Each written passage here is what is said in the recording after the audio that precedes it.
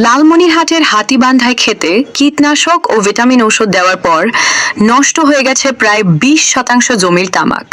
উপজেলার বড়খাতা ইউনিয়নের পশ্চিম সারডুবি এলাকার শাহেদ আলীর পুত্র মাসুদ রানা কয়েকদিন আগে বড়খাতা নতুন গরুহাটির কীটনাশক ব্যবসায়ী আবু মিয়ার দোকান থেকে কীটনাশক ও ভিটামিন ঔষধ কিনে তার ক্ষেতে স্প্রে করেন। তারপর থেকে ক্রমেই নষ্ট হতে থাকে তার জমির ফসল। 2-3 দিনের মধ্যে 20% জমির তামাক পুরোপুরি নষ্ট হয়ে যায়। বড় কথা নতুন গরুহাটি গেছি, আবুর দোকান আমি ওষুধ কিনতে, ওনার পরামর্শে আমি ওষুধ নিছি, আনি খেতে দিচ্ছি, দিয়ে এখন মনে কথা তাঙ্কু এই অবস্থা। আমি দোকানদারের কাছে গেছি, যে দোকানদার বলে যে পয়সা কাটা ওষুধ দিছি আমাকে। কোন কালে আমি গেছি, আমাকে কইছি তাঙ্কু আমি দেখিস যাবো, হয়তো দেখি আসিল না। ভুক্তভোগী মাসুদ রানা বিষয়টি জানাতে আবু মিয়া নামের ওই দোকানদারের কাছে গেলে ক্ষতিগ্রস্ত কৃষককে হুমকি দিয়েছেন বলেও জানা গেছে।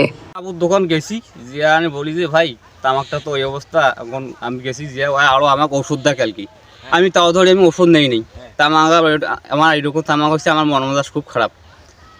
তা আমি রাগ ধরে চলে এসেছি, এখন আমাকে কয়েকটি দোকান একপাশ থেকে সারা কেনতেই আমাকে বলছে যে আমার নামে যে থানার মামলা করিস, এই কথা বলছে কিন্তু আমার। ক্ষেতের ফসল নষ্ট হওয়ায় ভুক্তভোগী ওই কৃষক তার সম্বল হারিয়ে এখন প্রায় নিঃস্ব। ধার দেনা করে চাষাবাদ করার পর অপূরণীয় ক্ষতি হওয়ায় অভিযুক্ত দোকানদারের কাছে ক্ষতিপূরণ দাবি করেন ভুক্তভোগী ওই কৃষকের পরিবারের লোকজন। বেড়া ঔষধ আনছে আবুর কাছ থেকে, আবু যে ঔষধ দিছে সেই ঔষধ দিয়ে ক্ষেত নষ্ট হয়ে গেছে। এই ক্ষেতের আমি দাবি চাই। মজুরি করি খাই, আমার ছেলে হাতে কোনো পয়সা করি নেই, মানুষের কাছ থেকে ঋণ করিয়ে সার সুর বাকিটাকে আনিয়ে আমার ছেলে জমিটাতে আবার ফসল লাগাইছে। এখন এই ফসলটার জন্য ঔষধ আনবার জন্য আবুর খুঁটে গেছে। এখন আবু এমন ঔষধ দিছে, আমার ছেলে আনি স্প্রে করছে। 3 দিন বাদ দেখা যায় তামকু ঝোলমা লাগছে, আবুর কাছে গেছে, পড়া গেছে। আবুর কাছে গেছে, আবু আসছে, আমি আবুর হাত ধরতেছি, পা ধরতেছি, যে আমার ছেলে তামকু ক্ষেতটা নষ্ট করে ফেলাইছেন, কারণ আমার ছেলে কি ক্ষতিপূরণ দিবেন সেই পূরণটা আমার ছেলে দিয়ে যান। আবু বলছে আমি আরো আসবো চাষি, আমার দোষ নাই।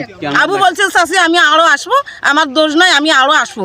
এখন 1 মাস হয়ে যাচ্ছেন আবু এখানে আমার বাড়ি আসেননি। এখন তার পরিবর্তে আমি আর পাশে ক্ষেতের ক্ষতিপূরণ আমি চাই।